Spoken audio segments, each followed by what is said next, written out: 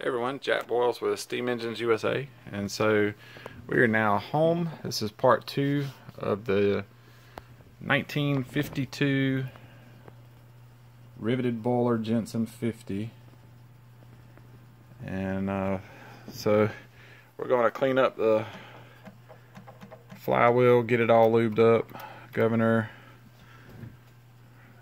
take a look at the heaters,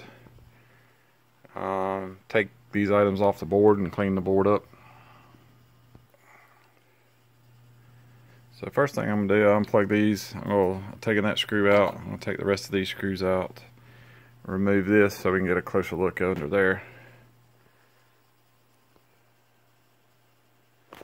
Alright, so I've removed the screws. I'm going to gently work this away.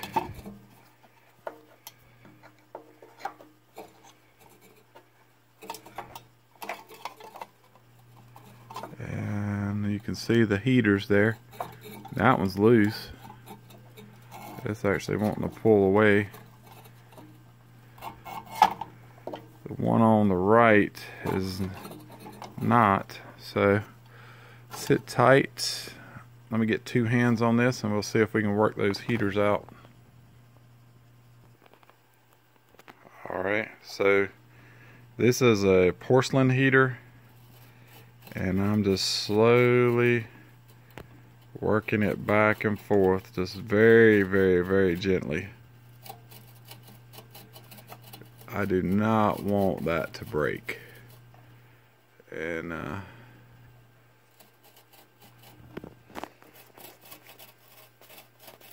just ever so gently.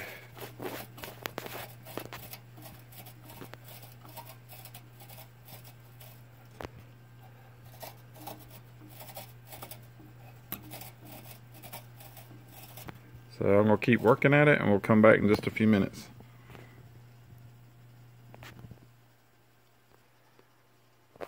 Alright, so after a whole lot of finesse, we got those out. And let's see if we can shine a light down in there.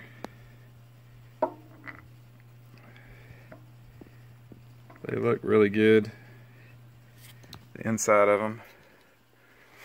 And here's the immersion heaters, porcelain immersion heaters out of the steam engine, or excuse me, outside of the boiler. So we're going to plug them in and test them and just make sure each one heats up, and I'll be right back.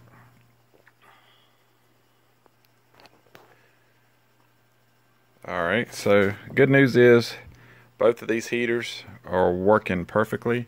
And what I did, there's lots of ways to test these. Let me pull that out.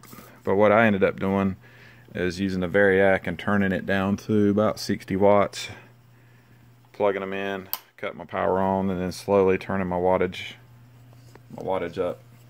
You can go all the way up. I normally go up to about 90. I don't normally go past that, but good news is they both heated up very quickly. So our heaters are good. That is great news. So now we'll go take the rest of these items off and we'll be back. Alright, so I've undone the screws on the generator. Now this light post should actually be turned. It should be facing the steam engine. So not exactly sure why that was switched. But it should be just a simple turn.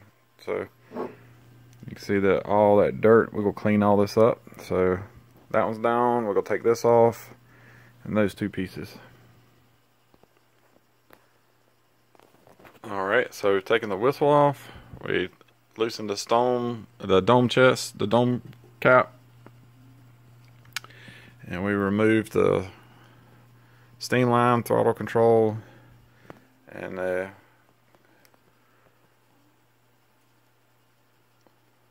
control arm for the governor. I'll set those right over here. And then I just loosened up these bolts, loosened up the line feeding the boiler from the water pump, And then this should just lift right off now. So look at that. I'm gonna use 2 hands though. I'm not gonna try to move this because it's solid cast iron. It's pretty heavy. So I'm gonna take that and move it and set it off to the side. Alright, so I've cracked open the cover on the cylinder, and we're going to take this cap off and take a look at the piston. One thing that I do when I take the screws out, the bolts, is I lay them out in the same order so that that bolt will go back into the same hole that I took it out of. So I'm going to take the cover off and we'll be right back. So when I took the cover off, you can see that the piston cylinder is full of the gasket material. So over time it's probably just been absorbed and pulled in. We're talking, if this is a 1952, you know, you're over 70 years. So clean that up so we can actually look at the piston. Alright, the gasket's out and there's some of the remnants of it. And we wipe down the cap on the cylinder head. So there's the piston, and it looks to be in good shape. So let's see if I cycle it forward, it comes up, and right there, that is all the way forward.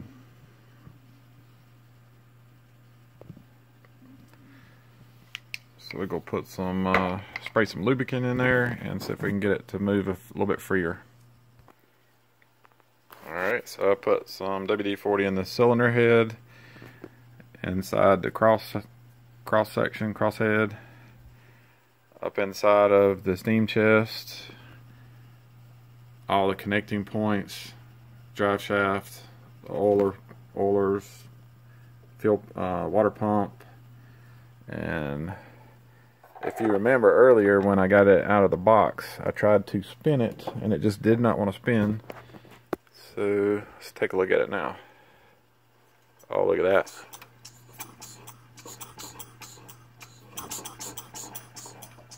Amazing what a little bit of lubricant will do. Oh, that is perfect. So smooth.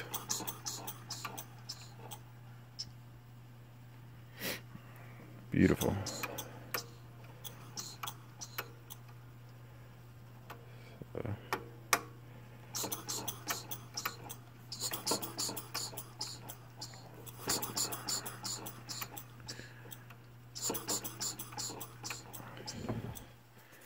Alright, so looking good so far. So put the end plate for the cylinder back on there. And now you really start to hear that Jensen 50 steam engine, that chugging. And just me spinning it by, excuse me, by hand, you can see the governor spin out. So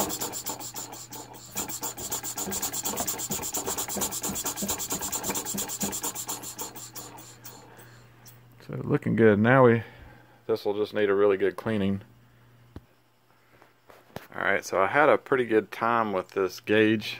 Did not want to break it and really had to take my time. So using a little adjustable wrench, I covered the boiler so that as I turned and put pressure, it wouldn't scratch the boiler. So you know, the last thing we want to do is scratch up this nickel finish. And so this will clean right up. And it broke free.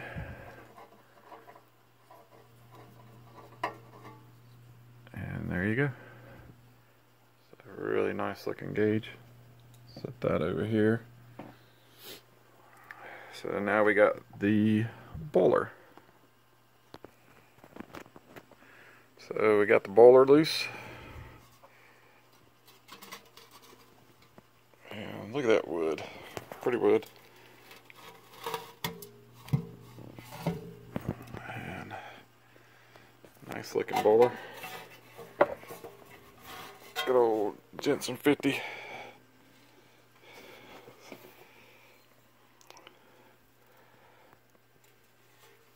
Alright, so there you have it. Here's an empty board. We'll go clean that up. And we're going to take the sight glass off. Alright, so we got the sight glass off. Came off. I soaked it with some WD-40. And they come right off with just a little bit of pressure. This is something you just want to be extremely careful with. You just don't want to break that. And then as you can see, there's a little corrosion inside of there. Actually, it might just be some of the WD-40 that's filled up on that hole. Let's see if it's calcium or if it's actual. There's a little bit of calcium deposit in there.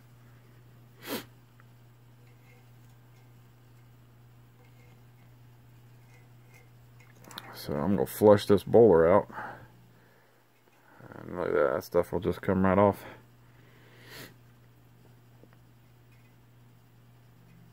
And everybody's cringing with me using a screwdriver, rubbing on that. So, yeah, let's see if we can break this off. Not break it off, excuse me. Let's see if we just break that loose. Come right back. And yes, it come loose just super easy. So take that off. And a little bit of corrosion in there. We want to clean that up. And let's see, while I got it there, I'll just go ahead and put a shot of WD-40 in there.